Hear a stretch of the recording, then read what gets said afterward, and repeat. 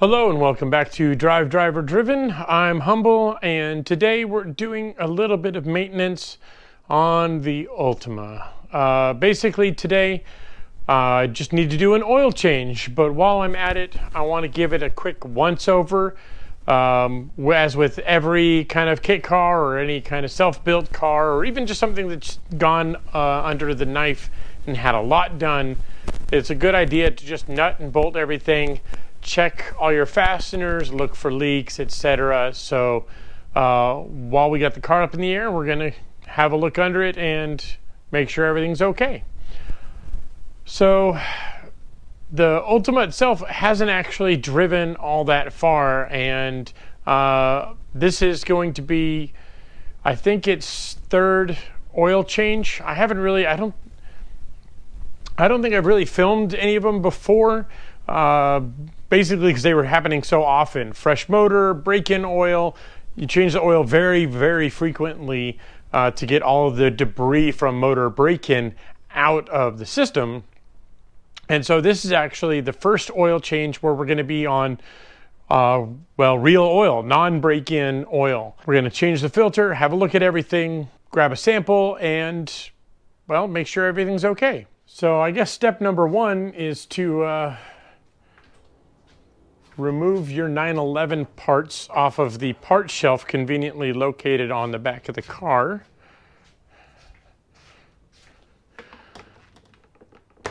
And put them onto your Lotus-inspired 911 parts shelf. Don't worry, we haven't forgotten about this. We're waiting for the crank to come back from machining. Otherwise, there's a new pan over there. We'll get to that. Here on the Ultima, we want to run the engine a little bit, again, just for the oil to get a little bit of temperature in it, but mostly it's to get all of the oil back into the tank. So the Ultima uses a dry sump system, and we're going to run it for a little bit, which will get any oil that is drained out of the tank and into the motor back into the tank. Let me run it for a few seconds, we'll open it up, and I can show you what I'm talking about.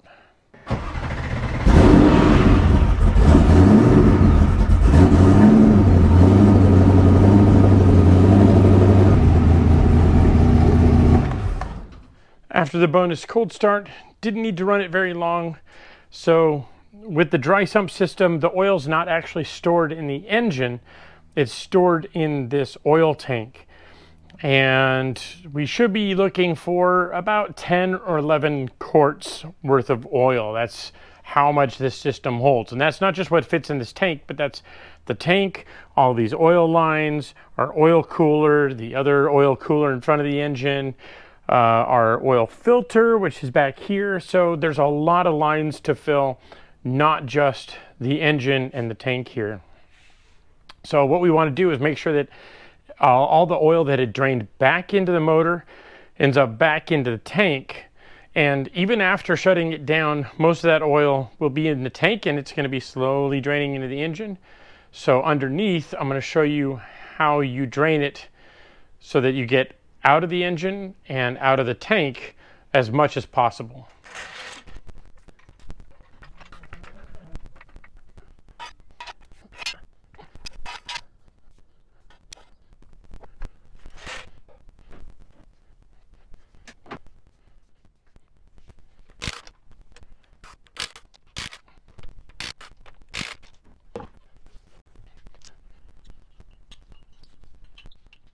Now, pulling the wheel off isn't completely necessary, though it does help with access, kind of getting in and out from under the car.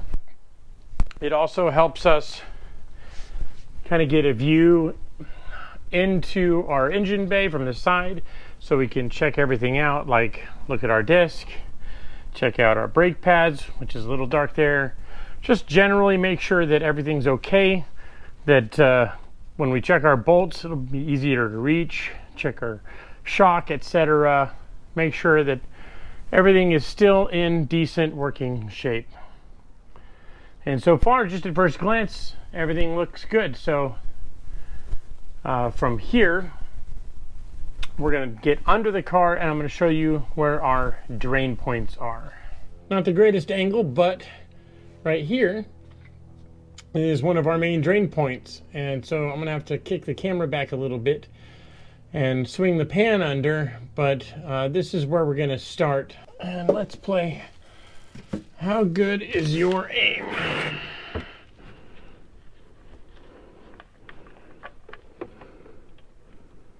And if I were a smart man, I would have remembered to pull the cap off the top so that it's not working against a vacuum. So I'm going to do that really quick. Okay, while that's draining out the bottom, we need to work with the tank here. So there's still going to be some residual fluid in the tank. And so what I'm going to use is basically a universal vacuum pump that I can stick a hose down in the tank, and it's going to pull not only just oil, but any debris that might be sitting in the bottom of the oil tank itself up that would be collecting, that's below the pickup point or below the point at which the oil is drawn out of the tank. There's a little kind of cone-shaped reservoir at the bottom of the tank where debris or dirt, anything that made it past the filter, will collect inside of here. So I'm just going to stick a tube down there and pull all that out. All right, it looks like most of it drained out.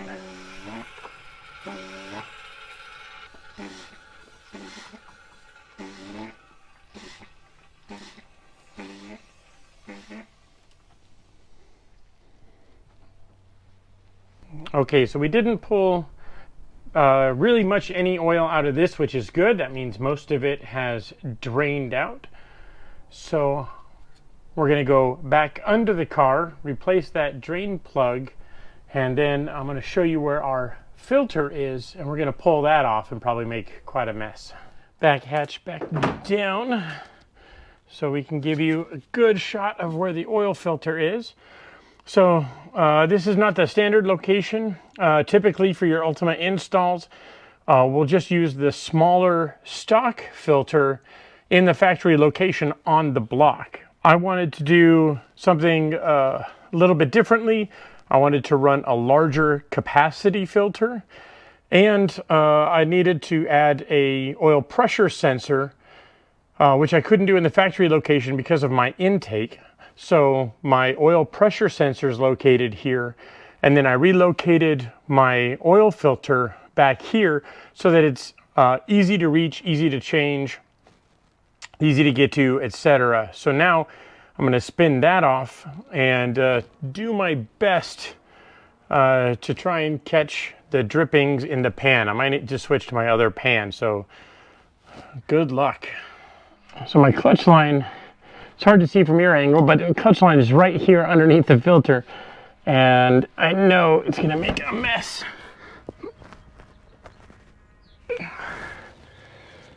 Oh, that's really on there.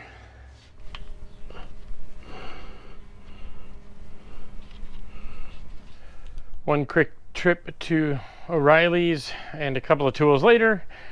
Let's see if we can get these filter wrenches to work.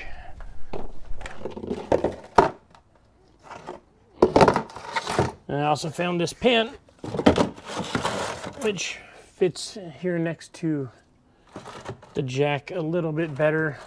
I don't know if that's going to matter. We'll try it. Huzzah, it turns. Okay.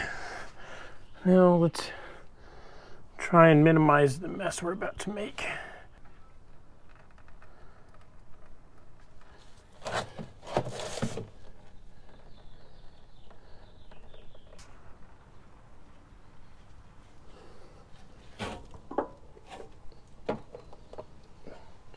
Boy, that goes a lot easier when you have the right tools. All right, so now we'll clean that up and throw a new filter on there and start adding oil into the system.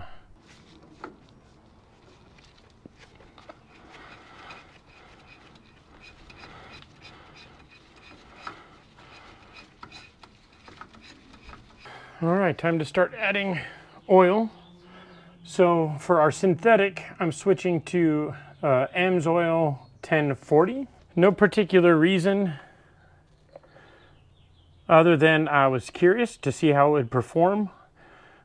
Previously, in the last iteration of the Ultima, I ran a Mobil 1 synthetic because I figured if it's good enough for Porsche, it's good enough for the Ultima, and it did fine, other than, the engine exploding.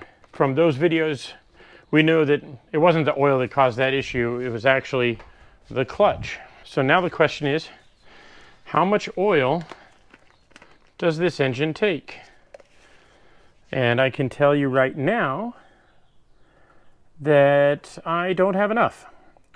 So we are going to drop in 8 quarts for now, which is low, but 8 quarts is more than enough for this oil system. There is still some existing oil through all the lines, the coolers, etc., etc. But generally speaking, for an oil change, we're going to go through 10 to 11 quarts. That's about the sweet spot. And the next step in this process, once I get all the oil in the tank here, is to show you how we would check the oil.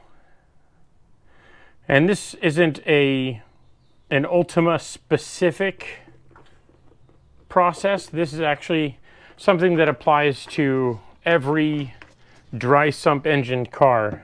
One of the nice things I like about the GT3 is that its oil sender is actually electric. You don't need to check that tank manually. You can check it via the dash, the gauge, the sensor, whatever. Annoyingly, it asks you to check it somewhat frequently as you drive it hard, etc., just to make sure that your levels are good. So for the curious, again, staying full transparency, the oil change in the Ultima is going to run about $160, $180, give or take. Depends on the cost of the oil and the cost of the filter.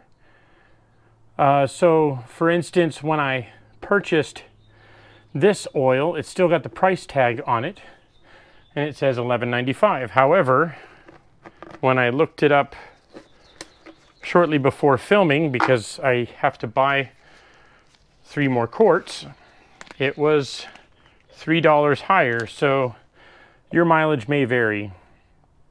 The filter itself is not that much, just as filters go. It's a pretty standard American size. Again, I went for a larger size just to have less pressure drop through the filter, which is kind of an advanced topic, but it's still a domestic size, so it's not an exotic filter, it's not an exotic filter material, anything like that. It's a size you can commonly go and pick up for like a truck engine from your local O'Reilly's or whatever.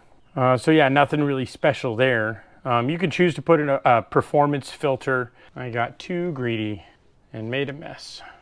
So I should mention that as you fill it, you should turn the motor over to get oil going through your plumbing, because all of your oil won't fit in the tank. So let me see if I can do that really quick.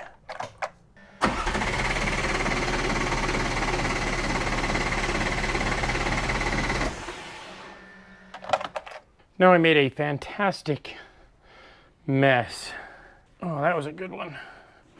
Well, we were just about through our 8 quarts.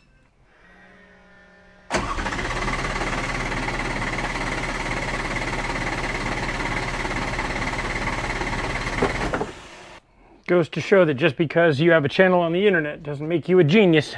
Now we got to clean up our mess, because boy did we make one. Boy did we make one.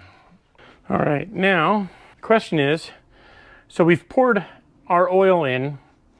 I know for a fact that 8 quarts isn't enough, even though it burped up and over, and that's just because what was in the tank hadn't had time to cycle through and like fill the filter, for instance, or get set into the pan, etc., etc. Again, this whole system should hold between 10 and 11 quarts. And normally when you check the oil system, When you look at the oil tank, you'll see that it is split right here, and there's a flange here.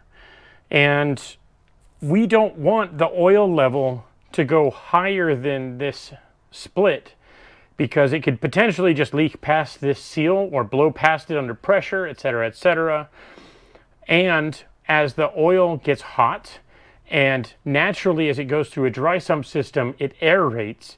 Even though we have an oil air de-aerator on this car, and even though as the fluid comes in here, it cycles and spins around the tank before settling, that volume of oil will increase slightly because there's still a little bit of air into it.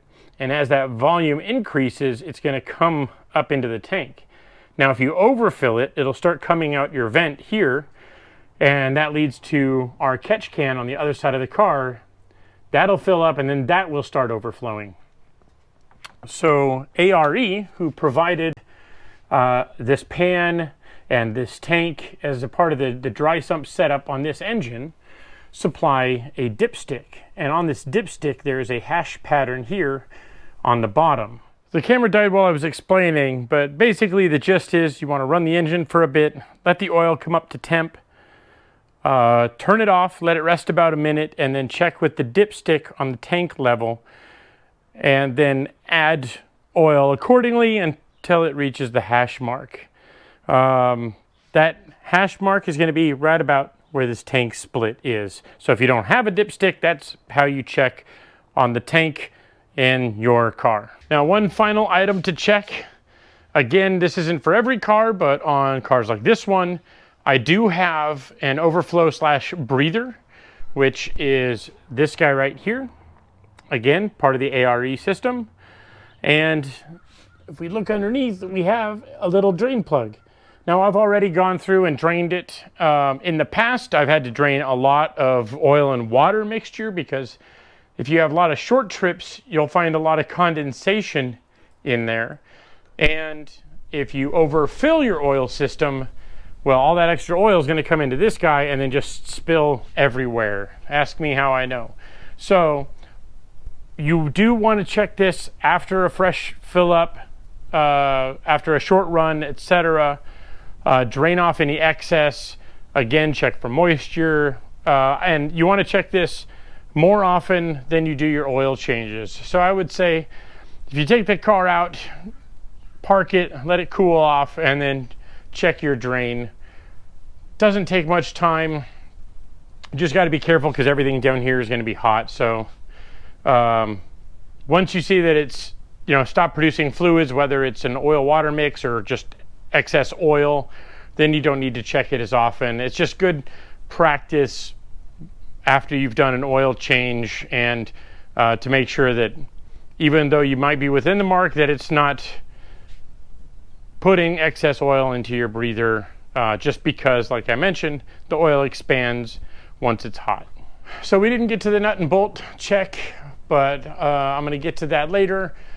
I wanted to just do a quick and dirty oil change, show you guys how it's done on the Ultima, because it's not like a standard car. However, if you do have a dry sump system or you're looking at adding one, this is how you'd go about changing the oil in that system. So thank you guys for watching, and I'll catch you next time.